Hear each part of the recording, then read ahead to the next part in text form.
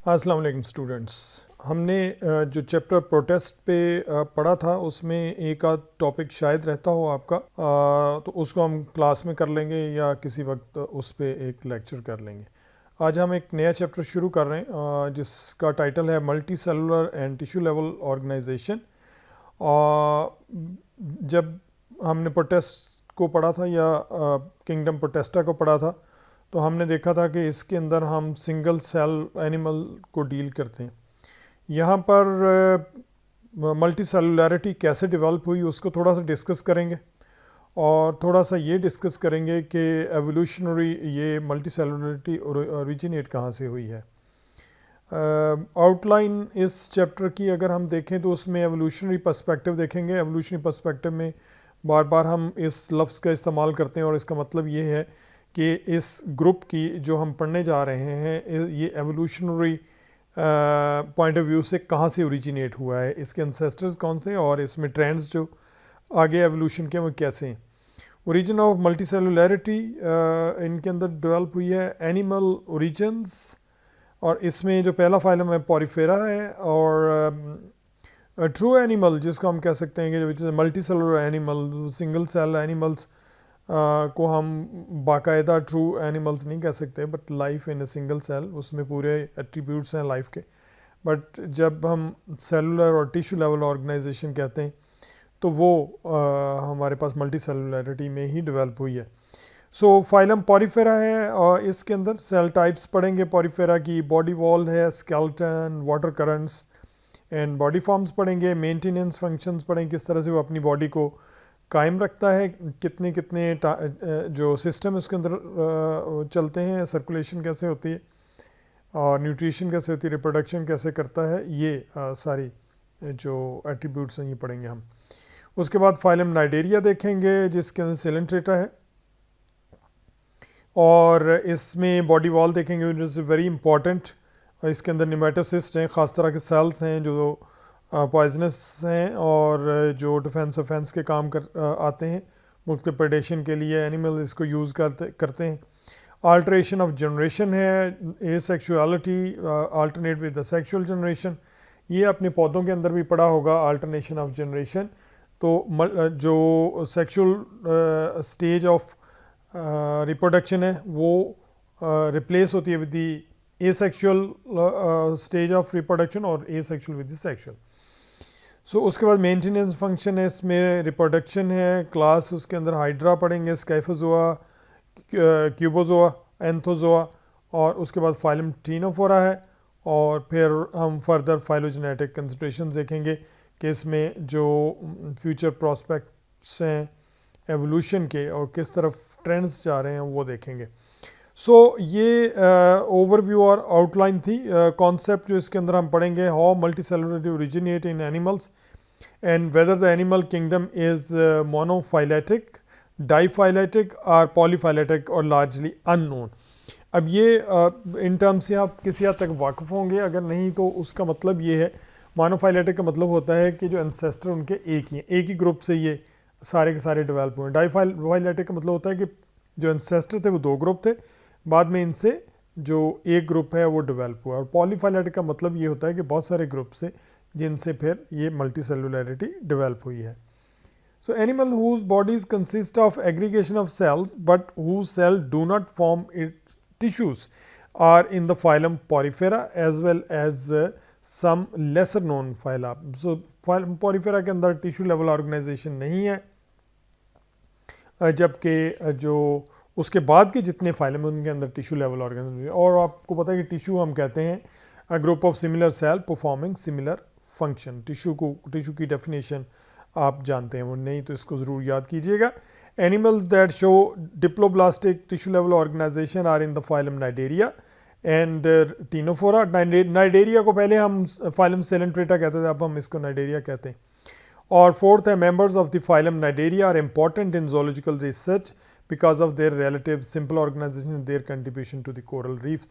उनको स्टडी करना बहुत आसान है, सिंपल ऑर्गेनाइजेशन है और ये कोरल रीफ्स बनाते हैं। कोरल रीफ्स क्या होते हैं ये हम जब टाइम आएगा तो आपको बताएंगे कि किस तरह से इनके शेल जो हैं वो समंदर के अंदर छोटे छोटे टीले बना देते हैं, एक तरह की एग्रीगेशन ऑफ शेल बना देते हैं जिसके अंदर लाइफ जो है वो फ्लरिश करती है, इसको कोरल रीफ्स कहते हैं।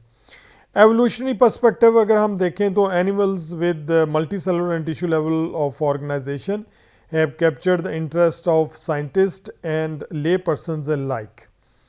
अब में इंसान जब किसी भी एनिमल को मल्टी सेलुलर को देखता है तो उसके अंदर एक तरह की क्यूरोसिटी डेवलप होती है, फैसिनेशन डेवलप होती है, उसको हैरान करता है, लाइफ जो है वो हैरान करती है। एनिमल्स की शेप, उनका चलना फिरना, ये सब हैरान करता है, ना सिर्फ साइंटिस्ट को बल्कि आम इंसान को भी। अब देखें फ़िलासफ़ी के अंदर बेशुमार डिस्कशन है। हम आम ज़िंदगी के अंदर अगर हम बहुत कोई अजीबो गरीब किस्म का एनिमल देखते हैं तो हम ज़रूर डिस्कस करते हैं कि और उसके बारे में क्यूरियस होते हैं, फैसिनेट होते हैं। So a description of some members of the phylum Cnidaria for example could fuel a science fiction writer's imagination.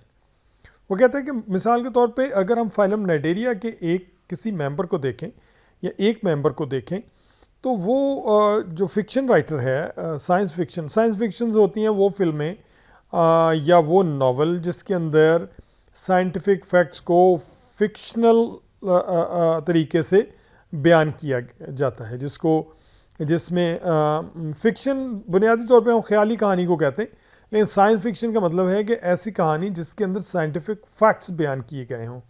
तो इस पे बहुत सारी साइंस फिक्शन आप कहते हैं, आपको फिल्म देखते हैं जिसके अंदर साइंटिफिक फैक्ट्स बयान किए गए तो आप कहते हैं आपने साइंस फिक्शन देखी। तो वो 100% साइंटिफिक डॉक्यूमेंट्री नहीं होती बल्कि उसके फिक्शनल मटेरियल भी होता है और उसके अंदर बहुत सारा ख्याली मटेरियल भी होता है, लेकिन मजमूई तौर पे उसमें जो साइंटिफिक रूल हैं उनको डेविएट नहीं किया जा सकता।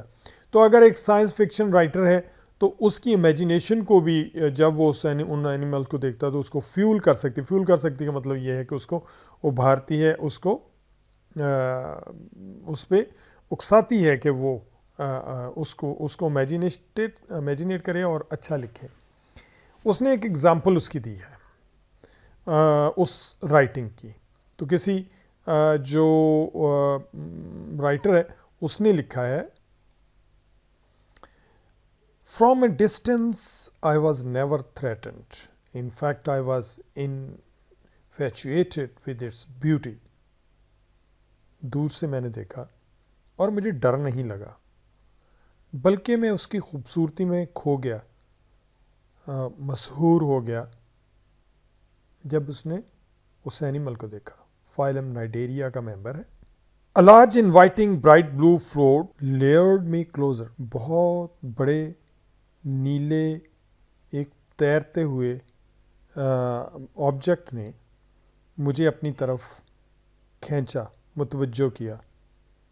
एज ए स्वैम नियरर, जैसे मैं उसके करीब गया, I could see that hidden from my previous view was an infrastructure of tentacles. तो उसने कहा कि जब मैं उसके करीब गया तो मैंने देखा कि जो मेरे दूर के व्यू से छुपी हुई चीज़ें थीं वो टेंटिकल्स का एक इंफ्रास्ट्रक्चर था, बहुत ज़्यादा टेंटिकल्स थे, सम of which dangled nearly 9 meters below the water surface। जो ज़मीन जो पानी की सरफेस से 9 मीटर तक नीचे की तरफ लटके हुए थे। And the creature seem to consist of many individuals. और ऐसा महसूस होता था कि ये एनिमल कई छोटे छोटे एनिमल से मिलकर बना है। एंड आई वंडर्ड वेदर और not each individual was the same kind of being. और मुझे हैरानगी नहीं हुई ये देख के कि ये सब के सब एक ही तरह के इंडिविजुअल्स हैं, एक ही तरह के ग्रुप मेंबर्स हैं या एनिमल्स के हिस्से हैं। Because when I look closely I counted 8 different body forms. और लेकिन जब मैं उनके करीब गया और उनको मैंने गिना तो वो 8 मुख्तलिफ तरह की उनकी बॉडी फॉर्म्स थी। आई वॉज ड्रॉन क्लोजर, मैं उसके और करीब चला गया। And the true nature of this creature was painfully revealed. और उसकी जो असल हकीकत थी इस एनिमल की, ये क्रीचर की, मखलूक की, वो तकलीफ़ दे थी। The beauty of the gas filled float hides some of the most hideous weaponry imaginable। ये जो खूबसूरती तैर रही थी, इसमें शायद हमारे तसव्वुर से भी ज़्यादा ख़तरनाक हथियार छुपे हुए थे या वेपनरी छुपी हुई थी. When I brushed against those silky tentacles, I experienced the most excruciating pain. जब मेरे जिस्म ने इन सिल्की टेंटिकल्स के साथ रगड़ खाई तो मुझे शदीद दर्द हुआ. Had it not been for my life vest, I would have drowned. अगर मैंने लाइफ सेविंग जैकेट ना पहनी होती तो मैं यकीनन डूब गया था. Indeed, for some time, I wish that had been my fate. कुछ वक्त के लिए मुझे ऐसे लगा कि अब ये मेरी किस्मत में लिखा गया है. स्टूडेंट्स, हमने देखा कि किस तरह से एक साइंटिफिक फैक्ट को या एक एनिमल को फैसिनेट करके एक you can say a piece of literature बना दिया गया है. तो एनिमल्स फैसिनेट भी करते हैं और ये हमें लेयर भी करते हैं कि उनके बारे में सोचा जाए, उनके बारे में तहकीक की जाए. Swimmers of tropical waters who have come into contact with Physelia physalis, ये उस एनिमल का नाम है. इसको फाइजीलिया कहते हैं, फाइजिलिस कहते हैं. The Portuguese man of war. Now that this fictitious account rings true. Swimmers ये कहते हैं जो ट्रॉपिकल वाटर्स के अंदर स्विम करते हैं, तो वो ये कहते हैं कि ये एक फिक्शनल अकाउंट है, फिक्शनल लिखा गया है, लेकिन ये बिल्कुल सही है. In organism such as Physalia physalis, cells are grouped, specialized for various functions and interdependent, and this chapter covers 3 animal phyla whose multicellular organization varies from loose association of cells to the cell organized into 2 distinct tissue layers.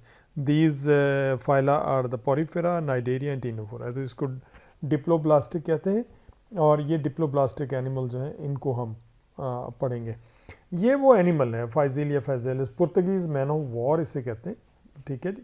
अब ये देखें इसके tentacles कैसे हैं. Top पे float होता है, जो इस फ्लोट उसने नहीं दिखाया बल्कि पूरे के पूरे टेंटिकल्स दिखा दिए.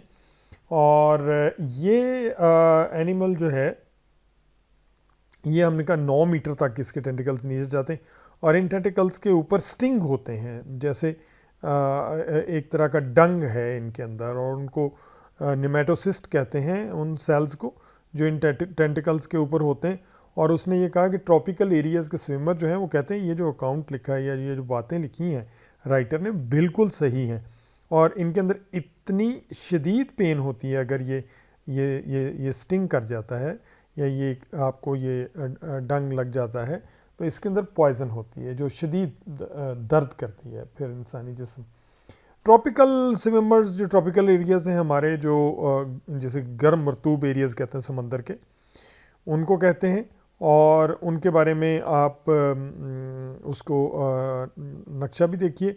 और एक और जो टर्म यहाँ पर इस्तेमाल हुई थी वो पुर्तगीज़ मैन ऑफ वॉर इसे कहते हैं. पुर्तगीज़ मैन ऑफ वॉर इसलिए कहते हैं कि ये पुर्तगाल के सालों पे एक तो ये कि पाया बहुत जाता है. पुर्तगाल बुनियादी तौर पे यूरोप के अंदर है और इसके सालों पे पाया जाता है, और ये इसका फ्लोट जो है वो ऊपर तैरता है, और ये फ्लोट जो है ये आम तौर पे हमें नज़र आता है और ऐसे लगता है जैसे जो सिपाही हैं या फ़ौजी जो हैं वो समंदर में उतर रहे हैं.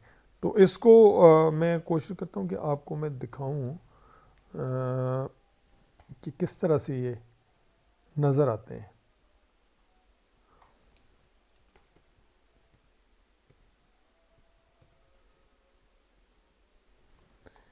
ये आ गया जी पुर्तगीज़ मैन ऑफ वॉर. हाँ ये देखिए ये उसका फ्लोट है जो ऊपर. मैं अभी आपको कोई बेहतर तस्वीर निकाल के तो दिखाता हूँ. ये भी समुंदर के ऊपर तैर रहा होता है. ठीक है, तो हमें ऐसे नज़र आता है दूर से जैसे पूरा ग्रुप एक फ़ौजियों का जो है वो समंदर के ऊपर उतरा हुआ है। ये इसका ब्लू फ्लोट है जो टॉप के ऊपर है, जो हमें फैसिनेट करता है। ये देखें, ये बहुत सारे हैं, ठीक है, तो ये हमें फैसिनेट करता है, ठीक है। और ऊपर से ऐसे लगता है जैसे हेलमेट पहने हुए हैं कुछ फ़ौजियों ने, जैसे बिल्कुल ऊपर जैसे हेलमेट है। और आप नीचे देखेंगे इसके जो टेंटिकल्स हैं वो किस कदर ज़्यादा हैं, इसीलिए उसका नाम उन्होंने, ये आप देखिए, ये इसके डिफरेंट स्ट्रक्चर्स, इसके अंदर जोइड जो हैं वो डिफरेंट वो दिखाए गए हैं। और इसीलिए ये देखिए, ये एक से ज़्यादा हमारे पास जब नज़र आते हैं। तो इसलिए जब वर्ल्ड वार सेकंड के अंदर बहुत सारे फ़ौजी उतरते थे समंदर के ऊपर जहाज़ों से, तो वो अपनी बॉडी को पानी के अंदर डुबोए रखते थे और उनके हेलमेट सिर्फ ऊपर होते थे, और वो इस तरह छुप के पानी में से निकलते थे। तो ये ऐसे लगता है जब ये बहुत सारे ग्रुप के अंदर हैं, जैसे पीछे हमने एक तस्वीर देखी थी कि जैसे ये बहुत सारे फ़ौजी जो हैं वो ग्रुप के अंदर चल रहे हैं और वहाँ से छुपे हुए, असल में जो फ़ौजी हैं वो अंदर छुपे हुए हैं। तो ये is a very dangerous, very interesting also. इसके टेंटिकल्स जो हैं ये आप देखें किस कदर ज़बरदस्त किस्म के हैं और किस तरह से काम करता है। और इसी तरीके से जो इसकी डिफरेंट शेप्स और फॉर्म्स हैं, स्टूडेंट्स आपने देखा है कि किस तरह से ये काम करता है और किस तरह से ये प्रेडेट करता है, बड़ी फ़िश को भी कर लेता है, स्मॉलर फिशेस को भी। और इवन जैसे ये बीबीसी की डॉक्यूमेंट्री छोटी सी मैंने आपको दिखाई है, और उसने कहा है कि ये ह्यूमन को भी शदीद नुकसान पहुंचा सकता है। सम टाइम ह्यूमन्स को या इंसान को हॉस्पिटलाइज भी करना पड़ता है। तो always one must be very careful while swimming in the tropical seas. Thank you very much. ये सिर्फ आपके इंटरेस्ट के लिए था और इसको आप देखिएगा। और एनिमल लाइक एनिमल ओरिजिन जो है इसको हम आगे पढ़ेंगे, किस तरह से मल्टी सेलुलरिटी डेवलप हुई और इसमें जो 2-3 आपके पास फाइलम है, पॉरीफेरा है, नाइडेरिया है, टीनोफोरा है, इसको हम आने वाले दिनों में पढ़ेंगे। Thank you very much.